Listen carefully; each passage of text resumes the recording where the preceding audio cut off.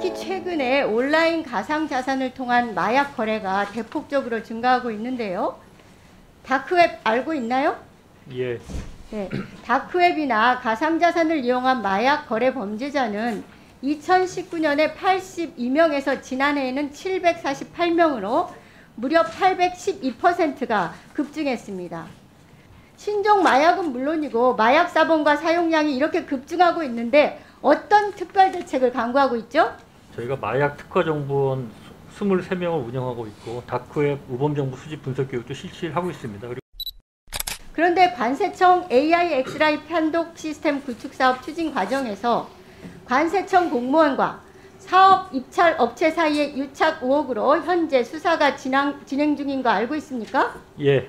사업 담당 공무원이 엑스레이 판독 시스템 구축 사업을 추진하면서 계약도 하기 전에 수주업체를 방문해서 직접 사업 설명회를 하고 유착 혐의로 직위 해제되었습니다. 경찰이 조사하고 있는데 이 회사에는 담당 공무원의 가족과 지인까지 근무하고 있는 것이 확인되고 있는데 이것도 알고 있습니까? 예. 예, 관세청 현지 공무원이 이런 무리를 야기했다는 것에 대해서 관세청장으로서 매우 송구스럽게 생각합니다. 세관지정장치장은 어떻게 선정하죠? 공개 모집이죠? 예. 형식은 공개 모집이지만 세관지정장치장 29곳 가운데 단 한 곳을 제외하고 28곳이 한국관세무역개발원이 관리하고 있습니다. 알고 있습니까? 예. 관세청이 사실상 관우의 후신인 관세무역개발원에 유착해서 한 해 수백억 원의 이권을 몰아주고 있는 거 아닙니까? 지금도 관세무역개발원의 임직원 6명 중에 대표, 경영본부장, 연구본부장, 부산지역본부장 등 4명이 전직 관세청 출신입니다. 회장은 전직 인천본부 세관장이었고 다른 임원 3명도 청주 구미세관장, 부산세관 조사국장이었습니다.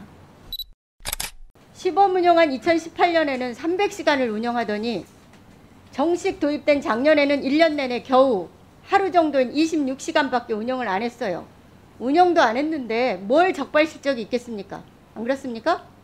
드론 시스템 도입에 이미 예산이 투입되었고 연간 보험료만 해도 5,600만 원 지급에다가 올해는 400만 원 더 내고 있습니다. 그래서 야간에도 운영이 가능해졌는데 야간에 7월까지 달랑 2시간 운영한 게 답니다. 최근 배달앱 플랫폼 노동자들에 대한 제도 개선의 논의가 이루어지고 있는데 이에 따라 통계지표 역시 노동환경과 특성을 반영해서 개선될 필요가 있다고 보여집니다. 그런데 한국표준직업분류는 배달원 직업분류에 외식업체 배달원의 세분류, 세세분류 모두 음식 배달원으로만 명시되어 있습니다.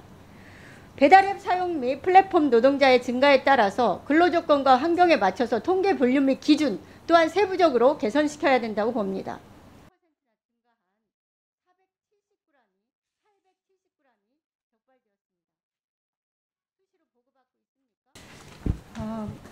관세청장께 묻겠습니다.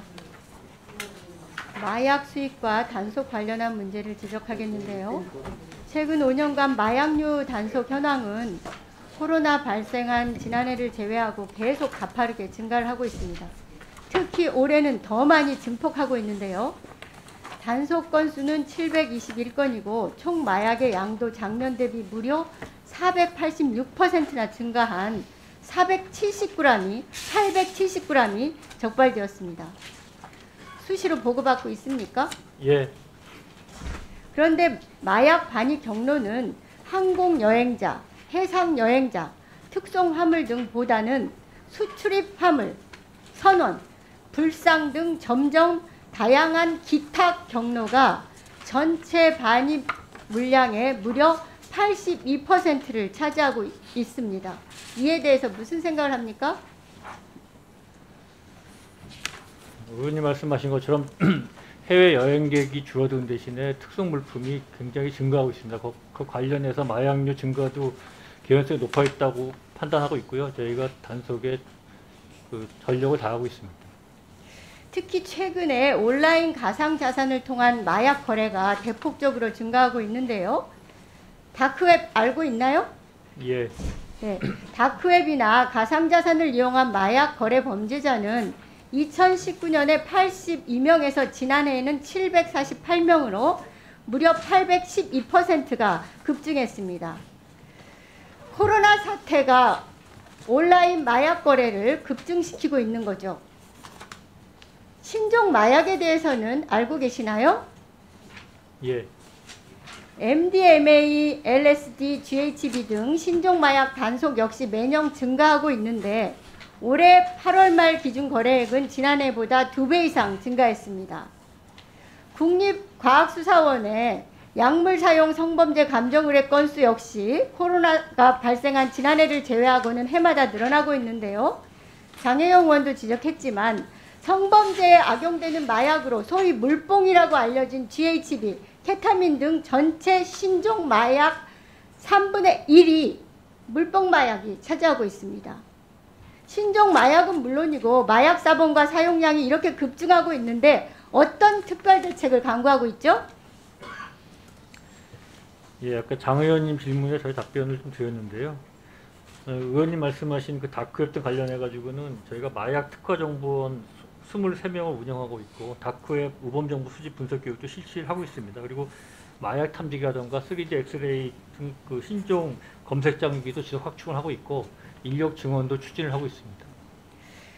청장께서 직접 앞으로 나서서요. 점점 그 진흥화되고 있는 마약 유통 통로를 어떻게 막고 지켜서 마약이 들어오지 못하도록 근절시킬 것인지 종합 대책을 수립해서 종합 감사 전에 보고해 주시기 바랍니다.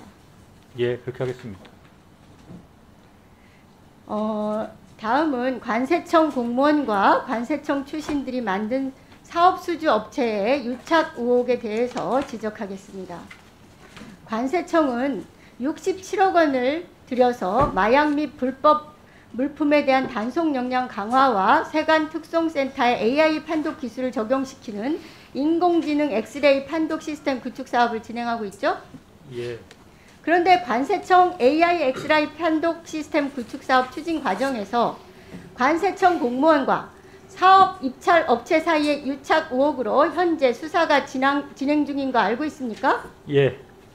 사업 담당 공무원이 엑스레이 판독 시스템 구축 사업을 추진하면서 계약도 하기 전에 수주업체를 방문해서 직접 사업 설명회를 하고 유착 혐의로 직위 해제되었습니다. 경찰이 조사하고 있는데 이 회사에는 담당 공무원의 가족과 지인까지 근무하고 있는 것이 확인되고 있는데 이것도 알고 있습니까? 예. 이 사업 수주 과정 자체가 구조적인 유착 비리라는 근거들이 여기저기서 많이 나오고 있습니다. 어떻게 생각하나요?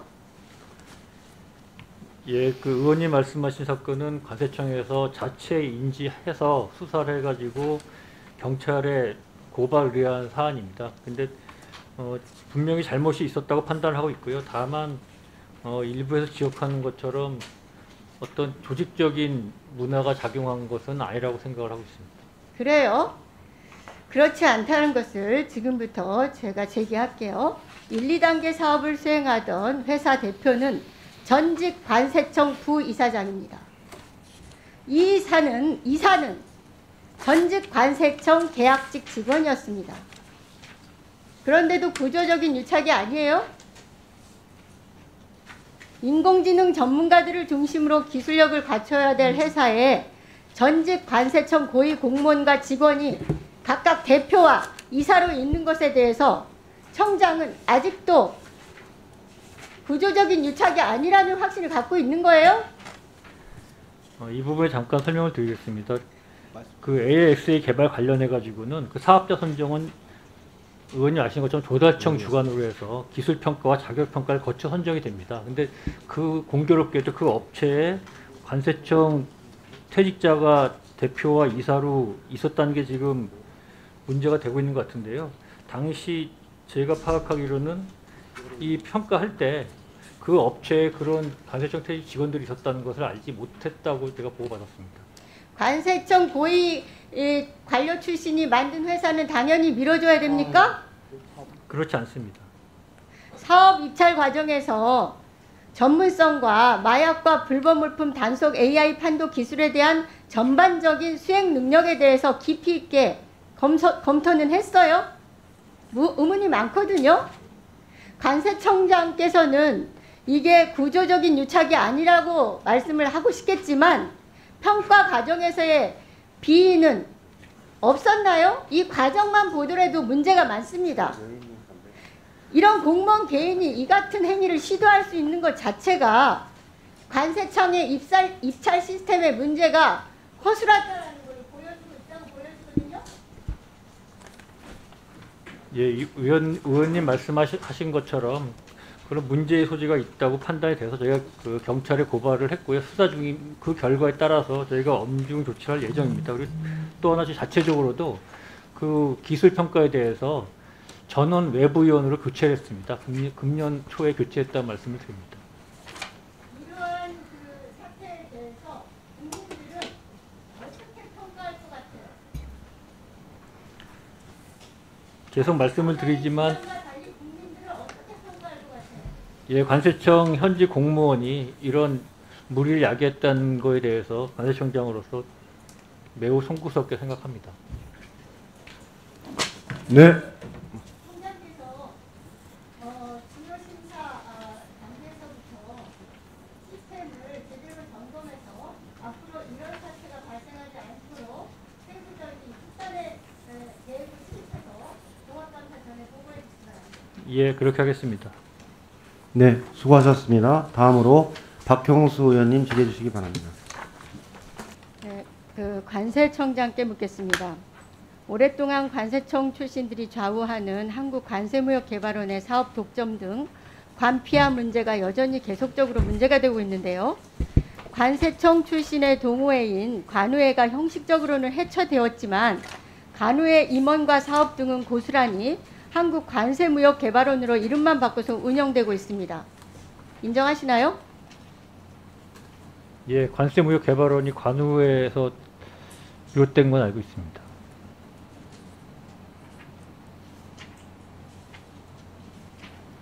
정확하게 답변하십시오.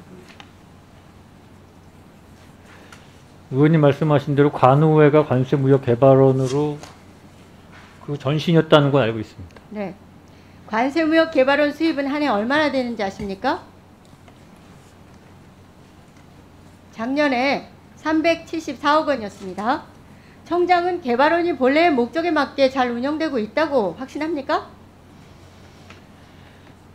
관세무역개발원의 그 가장 큰 업무는 관세청의 지정장치장의 화물 관리인 역할입니다.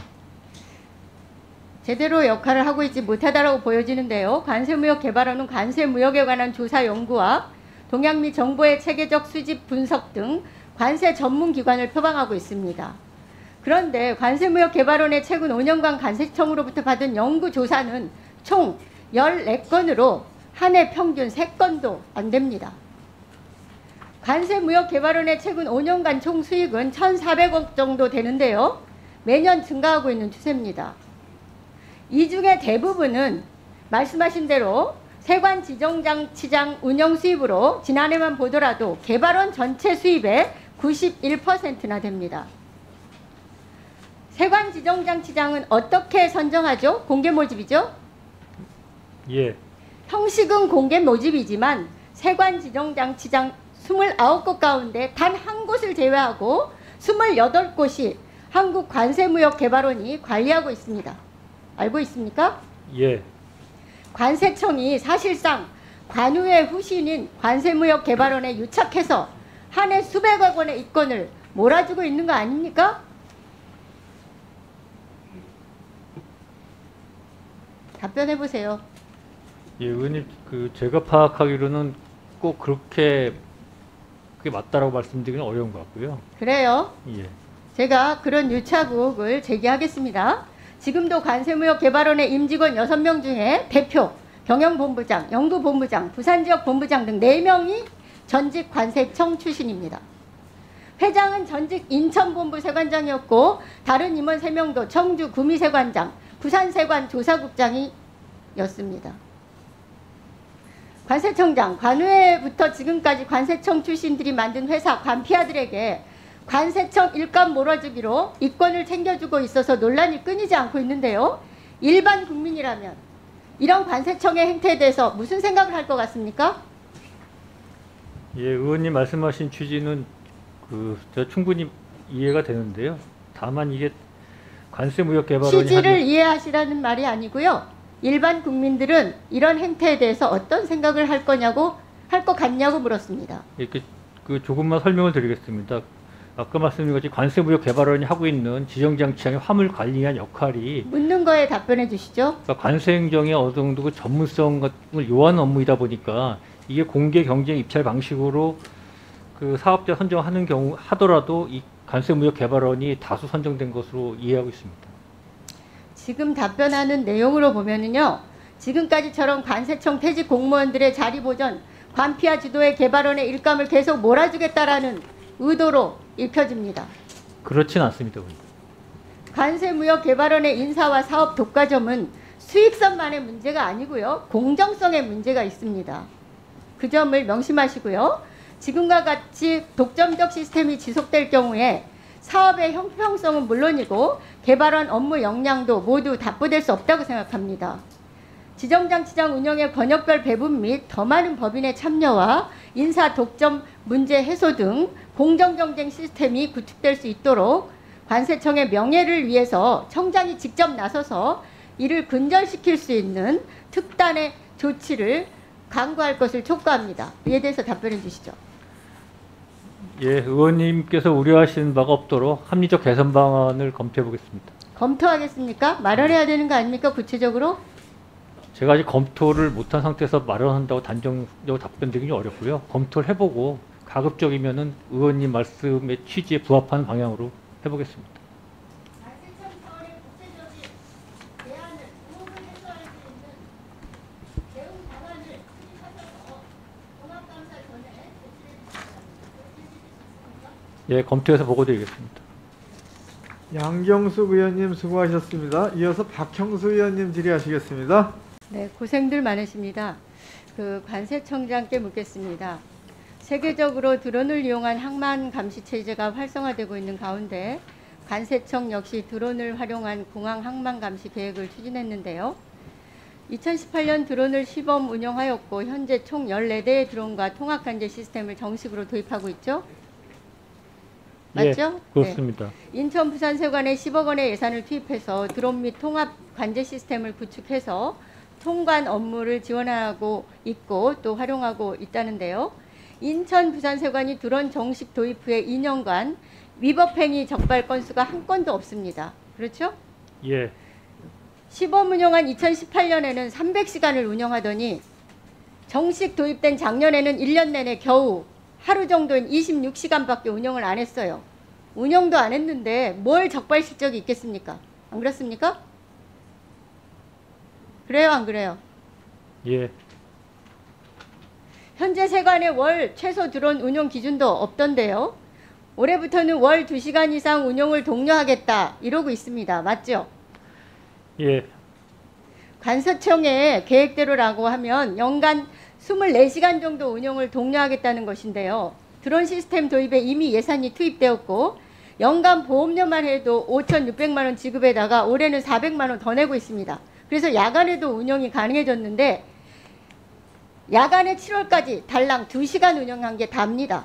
알고 있어요? 예, 관세청 드론 운용은 구체적인 운영 규정도 갖추고 있지 않습니다. 전시행정 수준이고 계속 이렇게 운영하면 예산만 낭비될 소지가 큽니다. 청장께서 나서서 드론 운용 지침을 마련하고 관리감독 시스템을 제대로 구축할 구체적인 방안을 마련해야 된다고 보는데 어떻게 하시겠습니까? 예, 의원님이 지적하신 그 문제점을 저희도 파악을 하고 있습니다. 그래서 제가 검토를 해보니까 현재 저희 관세청에서 사용한 드론이 규정에 따라서 이제 중소기업 제품으로 되어 있는데요. 아니요. 지침을 마련하겠다는 계획이 있느냐 물었고요. 그래야 된다고 생각하는데 어떻게 생각하시냐 물었습니다. 예, 이미 금년 초에 드론 연간 운영 계획을 세부적 규정을 했는데요. 뭐 미흡한 부분에 대해서 추가적으로 개선된 지침을 마련하도록 하겠습니다. 네, 지침 마련하시면 저한테도 보고해 주시기 바랍니다. 통계청장께 묻겠습니다. 네. 본 의원은 배달 노동자 급증 통계를 근거로 해서 포스트 코로나 시대의 비대면 산업 직업 구조 변화에 따른 정부의 정책 마련을 촉구한 바 있습니다. 배달원 취업자 수는 35만 명이었는데 작년에는 2020년에는 19년에 35만 명에서 2020년에는 39만 명으로 전년보다 11%나 증가했습니다. 외식업체 배달앱 이용도 지난해 이용률이 20%에 육박했고 연간 거래액이 17조 원이나 됩니다. 대폭적으로 증가하고 있는데요. 이렇게 비대면 산업이 급속하게 활성화되고 있지만 노동자들의 근무 환경 및 사각지대는 여전히 전반적인 실태 조사가 미흡한 수준입니다. 최근 3년간 이륜차 교통사고는 총 59,767건의 사고에 77,043명의 사상자가 발생했고 지금도 계속 늘어나고 있습니다. 얼마나 열악한지를 드러내고 있는 거죠. 최근 배달앱 플랫폼 노동자들에 대한 제도 개선의 논의가 이루어지고 있는데 이에 따라 통계 지표 역시 노동 환경과 특성을 반영해서 개선될 필요가 있다고 보여집니다. 그런데 한국 표준 직업 분류는 배달원 직업 분류의 외식업체 배달원의 세 분류 모두 음식 배달원으로만 명시되어 있습니다. 배달앱 사용 및 플랫폼 노동자의 증가에 따라서 근로조건과 환경에 맞춰서 통계 분류 및 기준 또한 세부적으로 개선시켜야 된다고 봅니다. 이를 토대로 해서 향후 포스트 코로나로 인한 변화하는 산업과 직업 구조에서 노동자들의 근무 환경 개선 및 사각지대 해소 등 정책 마련의 틀을 제공해야 된다고 생각하고 통계청 차원에서 개선 방안을 적극적으로 강구해야 된다고 생각하는데 청장은 어떻게 생각하시죠? 지금 세분화 필요성에 대한 의원님 말씀에 공감합니다. 통계청에서 1년에 2번 실시하는 지역별 고용조사에서는 현재 소분류까지만 통계를 제공하고 있는데 앞으로 자료 제공 심의 안건 상정 및 검정을 통해서 지금 말씀하신 세 분류까지 네 자리 분류까지 공표하는 것을 적극 검토하도록 하겠습니다. 네, 개선 방안 및 정책적인 대안을 마련해서 종합감사 전까지 보고해 주시기 바랍니다. 조달청장께 묻겠습니다. 네. 각 국가기관과 지방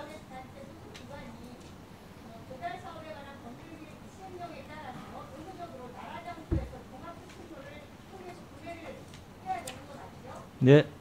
그런데 지금 국가기관이나 지방자치단체 기관들이 납품 기한에 대해서 불만이 폭주하고 있습니다. 알고 있습니까? 예, 표준 기간이 있는데 그것을 짧게 하거나 길게 설정을 할 수 있습니다. 그 수요기관하고 좀 협의를 해서 수요기관의 의견이 최대한 반영되도록 그렇게 하도록 하겠습니다. 책상과 본체 물량, 화물제품이 31일에서 39일까지 납품 기한이고요.